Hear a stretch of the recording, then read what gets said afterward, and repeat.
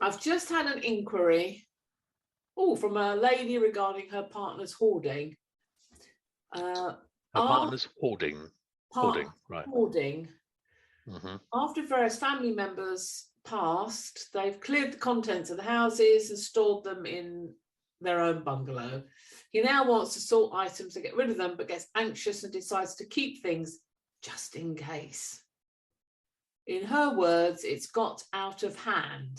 So I don't normally do home visits with adult clients, but in this case, I'm thinking it may be useful. Yeah, thoughts.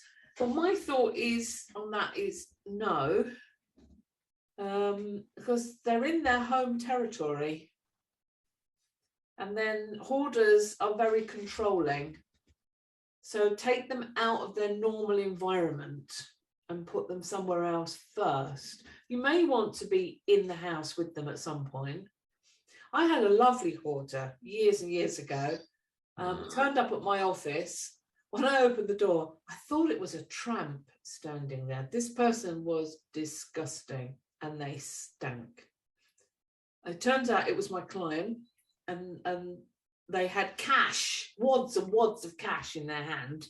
Little sticky notes, yeah.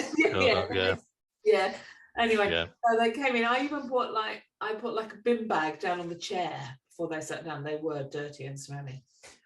They kept everything. Now they did flush toilet paper away, but they did keep dirty tissues.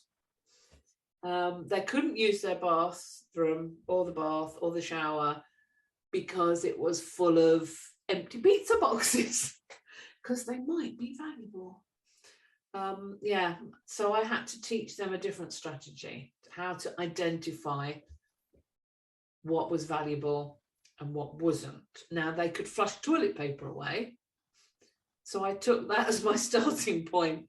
How did they identify that toilet paper could be flushed down the toilet and they could let go of that easy and simply, and then I could then transfer that onto other things. So I guess with this hoarder, you'd need to find the counter example. Is it only things from dead relatives that he wants to keep hold of? Are there other things that he is able to get rid of? I'd probably be looking for the counter example first. Yeah, I would not necessarily be going and doing a home visit for the reasons you just explained, because I've done that a few times with hoarders and wished I wasn't there.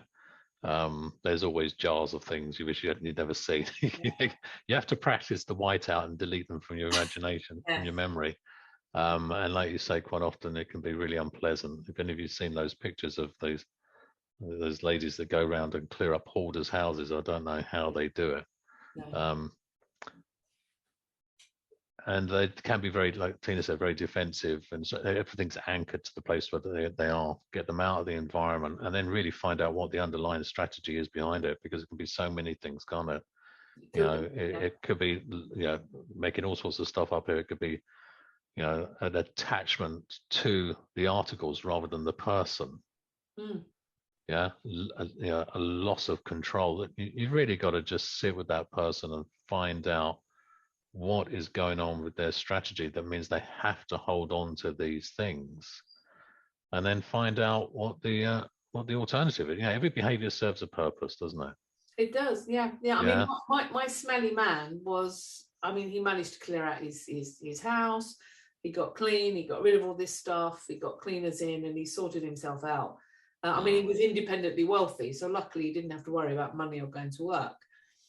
His whole thing was, he went away and he had loads of collections of things that he'd collected since he was a young child. And his mum came and house sat for him and got rid of all of his stuff because she said it was just collecting dust. And then something switched in his head. And from that point onwards, he kept everything. Yeah. And it's quite often something can be like that. It is like an anchor to loss. So the thought of loss creates anxiety, and then it generalizes to everything. It could be a collection, it could be a loved one, and then it becomes a pizza box. I know it sounds bizarre, but that's how creative the mind is, in terms of taking a learnt pattern and generalizing it to other things. But stay away from the houses sometimes. Go away from the houses. Yeah.